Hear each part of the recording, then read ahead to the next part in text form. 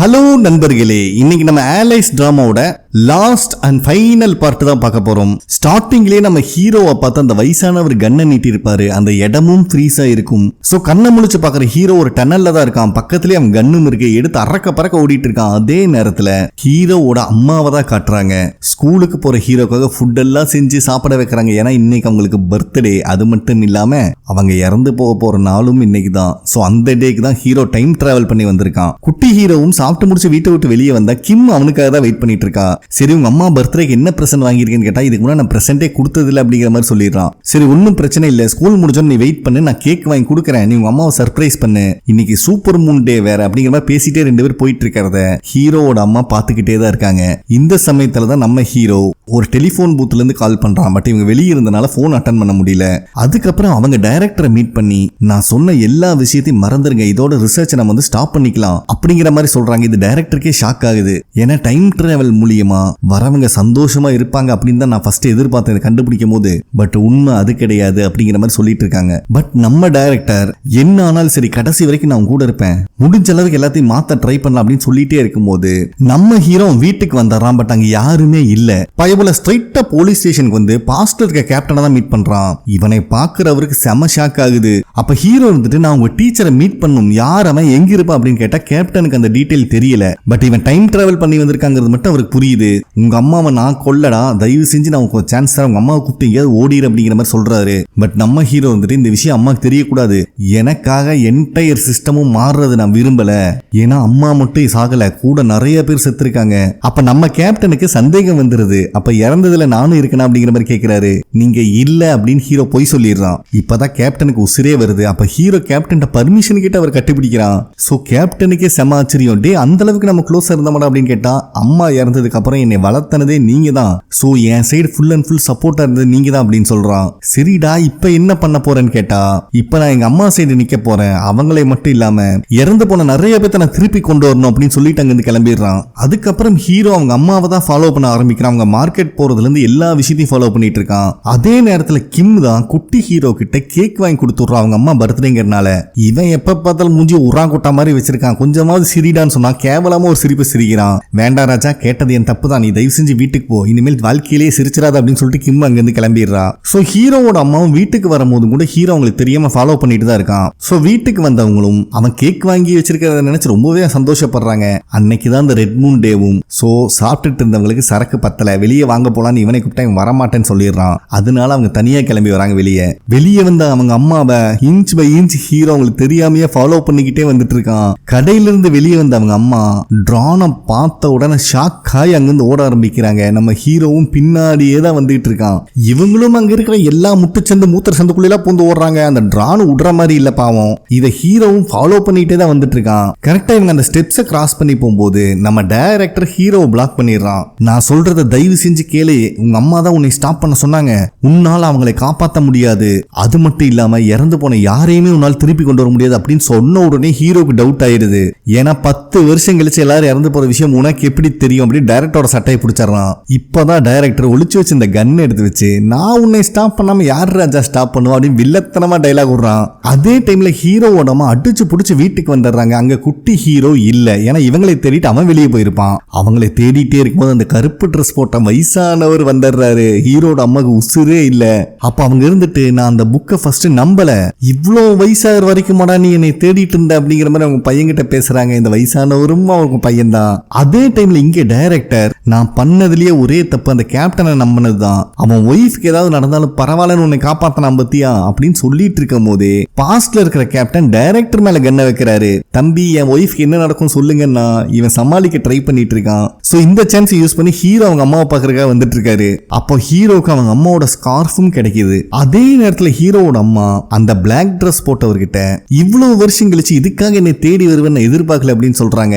அப்ப அந்த black dress போட்டவனும், இந்த டோரை ஓபன் பண்ணது நீதான், அதுக்குண்டான விலையை நீதான் கொடுக்கணும் அப்படிங்கிற மாதிரி சொல்லிடுறான். இவங்களுக்கு நல்லாவே புரியுது, நான் செஞ்ச தப்புக்கு உண்டான தண்டனை எனக்கு கொடு, ஆனா என் பையனை மட்டும் உசுரோட விட்டுரு அப்படின்னு சொல்றாங்க. அப்ப அந்த பிளாக் ட்ரெஸ் போட்டவரு, உன் பையன் என்னை மாதிரி மாறுறதுக்கு நான் காரணம் கிடையாது, உன் பையன் மான்ஸ்டர் ஆனது காரணமே நீதான் சொல்லிட்டு இருக்கும் போது நம்ம ஹீரோ கன்னோட உள்ள புந்துறான். பட் ஹீரோட அம்மா தான் அவனை ஸ்டாப் பண்றாங்க. ஏன்னா நீ அவரை ஷூட் பண்ணினா 2 பேருமே இங்க இறந்துருவீங்கடா அப்படிங்கிற மாதிரி சொல்றாங்க. இதை எதுவுமே ஹீரோ கண்டுக்கிற மாதிரி இல்ல. அப்ப அந்த பிளாக் ட்ரெஸ் போட்டவரு டே இதே மாதிரி தாண்டா ஒரு டைம் உங்க அம்மாவை நான் காப்பாத்த ட்ரை பண்ணேன் அப்படின்னு சொல்லும்போது ஹீரோ ஏத்துக்க மாட்டேங்கிறான். நீ தாண்டா அவங்களை கொலை பண்றதுக்காக திருப்பி திருப்பி வந்துட்டு இருக்க அப்படின்னு சொல்றான். அதுக்கு அந்த பிளாக் ட்ரெஸ் போட்டவரு இன்னும் உங்க அம்மா யாருன்னே உனக்கு தெரியாது, அவங்க ஏன் 1992லயே இருக்காங்கன்னு நீ நினைக்கிற அப்படின்னு சொல்லும்போது ஹீரோக்கே கன்ஃபியூஸ் ஆகுது. ஏன்னா 1992 தான் உங்க அம்மா கையில அந்த புக் ஆஃப் ப்ராப்பர்சி புக்கே கையில கிடைச்சது. அது மூலியமா தான் அவங்களுக்கு பிறந்திருக்கிற குழந்தைக்கு எவ்வளவு பவர் இருக்குங்கிற விஷயமும் அவங்களுக்கு தெரிய வந்துச்சு. அது மட்டும் இல்லாம அந்த குழந்தை இறந்தா அந்த டோரும் க்ளோஸ் ஆயிடும் அப்படிங்கிற விஷயமும் அவங்களுக்கு தெரியும். அதனாலதான் அவங்க 1992லயே இருந்துட்டாங்க. ஏன்னா அந்த குழந்தையும் இறக்கக்கூடாது, அவங்க கிரியேட் பண்ண அந்த டைம் டிராவல் டோரும் க்ளோஸ் ஆகக்கூடாது அப்படிங்கிற மாதிரி இந்த பிளாக் ட்ரெஸ் போட்டவன் ஒரு டைலாக் விடுறான். பட் ஹீரோனால இது ஏத்துக்கவே முடியல. இல்ல எங்க அம்மா இப்படி பண்ண மாட்டாங்க அப்படின்னு அவன் சொல்லும் போது அதே டைலாக் அந்த கருப்பு ட்ரெஸ் போட்டவனும் சொல்றான். ஹீரோக்கு செம்ம ஷாக் ஆகுது. தம்பி என்ன நடந்தாலும் சரி இன்னைக்கு இவங்க சாகரதை நீ தடுக்க முடியாது. எத்தனை வருஷம் ஆனாலும் இதுக்கு உன்னால பதிலும் கண்டுபிடிக்க முடியாது. ஏன்னா பல வருஷமா நானும் தேடி வயசானவனவே ஆயிட்டேன். நான் ஏன் மான்ஸ்டரா மாறினேன், நீ ஏன் மான்ஸ்டரா மாறிட்டு இருக்கேன்னு உனக்கு தெரியுமான்னு கேட்டா ஹீரோக்கு செம ஷாக் ஆகுது. அவங்க அம்மா கிட்ட பேச்சே இல்ல. இப்பதான் 1992ல என்ன நடந்துச்சுன்னு காட்டுறாங்க. அப்பதான் அவங்க கையில அந்த புக்கும் கிடைச்சிருந்துச்சு. நிறைய டைமென்ஷன் போய் நிறைய அனலைஸ் பண்ணி கடைசியா நான் கண்டுபிடிச்சது நீ பொறுக்கறதுக்கு முன்னாடியே உன்னை அழிச்சிட்டா இவங்களை காப்பாற்ற முடியுங்கிறது தான் எனக்கு கிடைச்ச ரிசல்ட். அதனாலதான் 1992ல அவங்களை நான் மீட் பண்ணி டைம் டிராவலை இதோட ஸ்டாப் பண்ணிரு, நீயும் திரும்பி போயிரு அப்படிங்கிற மாதிரி சொல்லியிருக்காரு. நீ யாரா அப்படின்னு தேய் கேட்டா நான் பிறந்திருக்கவே கூடாத ஒரு உயிர், தயவு செஞ்சு அந்த குழந்தைய அபார்ட் பண்ணிட்டு டைம் டிராவல் இதோட ஸ்டாப் பண்ணிரு. அந்த குழந்தை பிறந்துச்சுன்னா அது ஸ்டாப் பண்றதுக்கான வாய்ப்பே கிடைக்காது அப்படின்னு சொல்லியிருக்காரு. பட் இதை அவங்க ஏத்துக்கிற மாதிரி இல்ல. ஆனா நான் சொல்றது உண்மைதாமா, அது குழந்தை இல்ல, அது ஒரு மான்ஸ்டர் அப்படின்னு சொல்லிட்டு இருக்கும் போது இவங்க கன் எடுத்துறாங்க. ஒழுங்கு மரியாதையா இங்கிருந்து போயிரு அப்படின்னு பிளாக் ட்ரெஸ் போட்டவனை மிரட்டிட்டு இருக்கும் போதே நீ ஃபியூச்சர்ல அவன் கையால தான் சாக போற, அவன் ஒரு மான்ஸ்டர் ஞாபகம் வச்சுக்கோ அப்படிங்கிற மாதிரி சொல்றாரு. பட் இவங்க ஏத்துக்கல. இவருக்கும் வேற வழி இல்ல, கத்தி எடுத்துறாரு. இந்த குழந்தை உயிரோடு இருக்கவே கூடாது அப்படின்னு சொருகலான்னு வரக்குள்ளேயும் ஹீரோவோட அம்மா இந்த பிளாக் ட்ரெஸ் போட்டவரை ஷூட் பண்ணியிருக்காங்க. சோ இந்த விஷயத்தை தான் இப்ப ஹீரோ கிட்ட அவர் சொல்லிட்டு இருக்காரு. நான் இவங்களை ஸ்டாப் பண்ண ட்ரை பண்ணதுல எனக்கு கிடைச்ச எக்ஸ்பீரியன்ஸ் இவ்வளவுதான்ப்பா அப்படின்னு. ஆனா நம்ம ஹீரோ விட்டு கொடுப்பானா?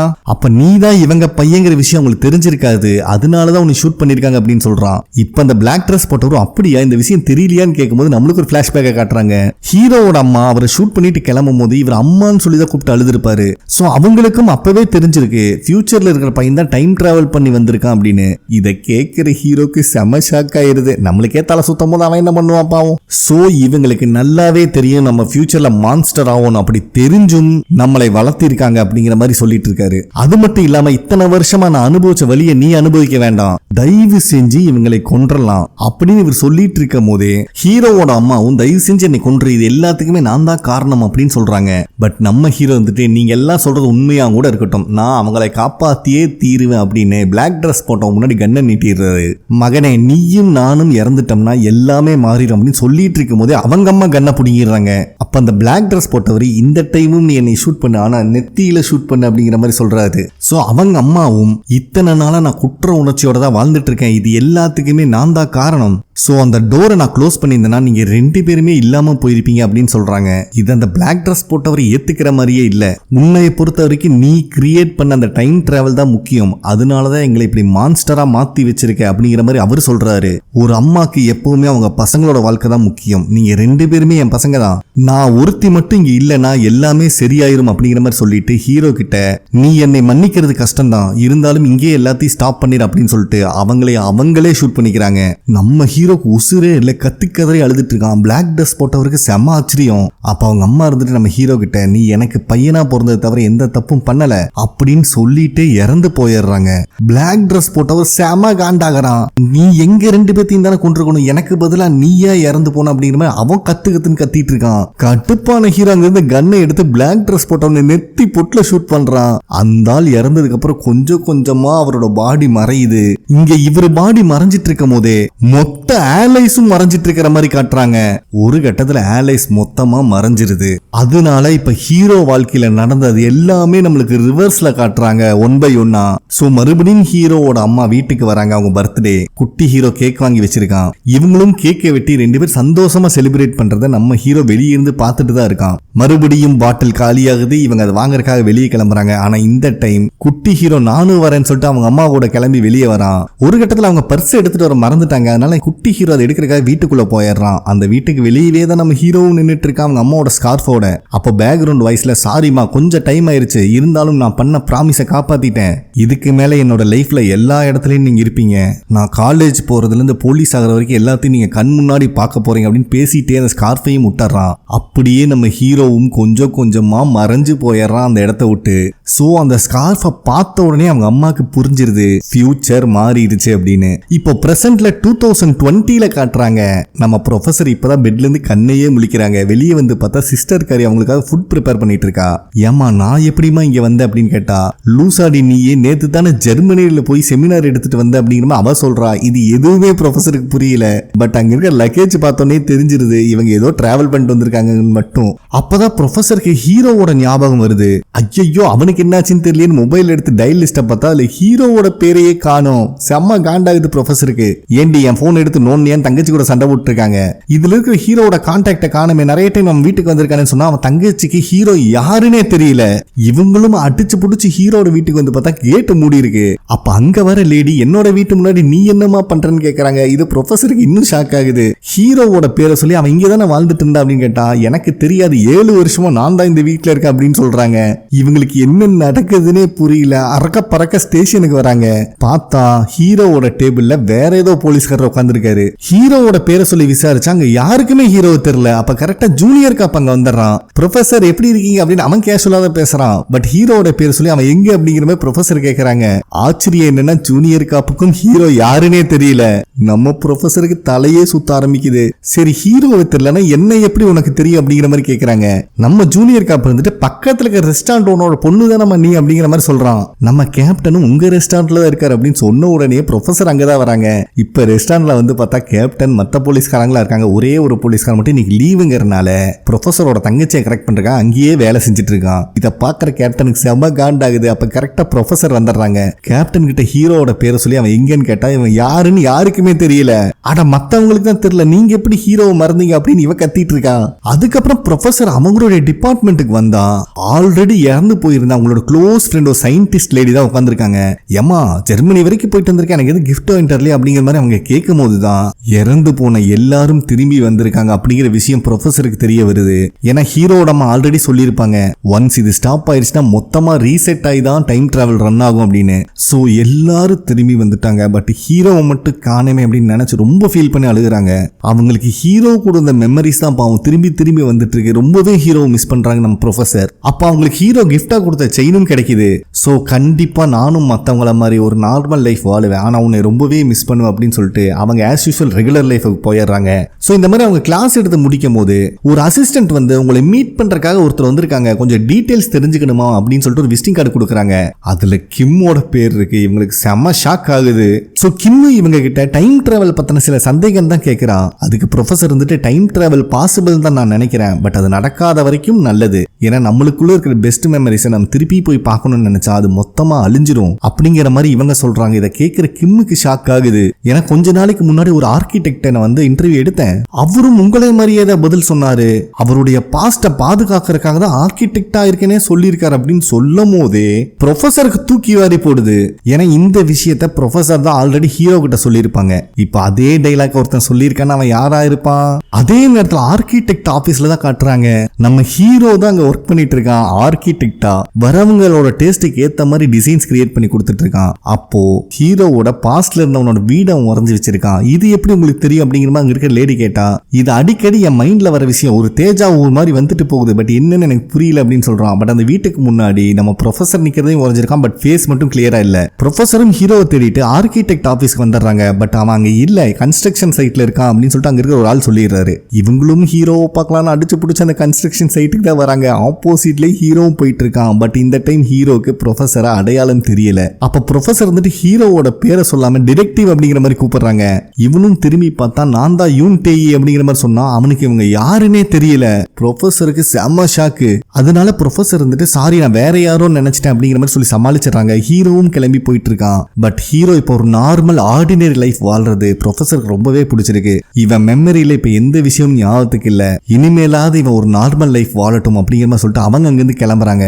இவங்க போறதையும் ஹீரோ ஒரு மாதிரி நோட் பண்றான். பட் என்ன விஷயம் நம்மளுக்கு காட்டல.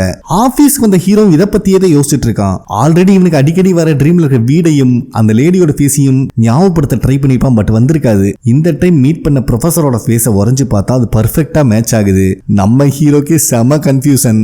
அதே டைம்ல நம்ம ப்ரொஃபஸர் ஹீரோட வீட்டுக்கு முன்னாடி தான் நின்று யோசிச்சுட்டு இருக்காங்க. ஏன்னா இதுக்கு முன்னாடி பாஸ்ட்ல என்ன சொல்லியிருப்பாங்கன்னா, என்ன நடந்தாலும் சரி இந்த வீடை வித்துறாதான் நான் உன்னை தேடி எப்படி பார்த்தாலும் வருவேன் அப்படின்னு சொல்லியிருப்பாங்க. அதை தான் நினைச்சு பார்த்துட்டு இருக்காங்க. கரெக்டா ப்ரொஃபஸர் அங்கிருந்து கிளம்பும் போது அடிச்சு புடிச்சு நம்ம ஹீரோ வந்துடுறான். இவனை பாக்குறவங்களுக்கு செம்ம ஹாப்பி. அப்ப நம்ம ஹீரோ வந்துட்டு சாரி உங்களை ரொம்ப நாள் வெயிட் பண்ண வச்சுட்டு அப்படிங்கிற மாதிரி சொல்றான். ரெண்டு பேரும் கியூட்டா ஸ்மைல் பண்றாங்க. இந்த இடத்துல ரொம்ப ஹாப்பியான ஒரு எண்டிங்கோட இந்த மொத்த டிராமாவும் கம்ப்ளீட் ஆகுது. ஓகே ஃப்ரெண்ட்ஸ், கண்டிப்பா உங்களுக்கு பிடிச்சிருக்கும் நம்புறேன். நெக்ஸ்ட் ஒரு நல்ல டிராமாவோட மீட் பண்ணலாம். நன்றி.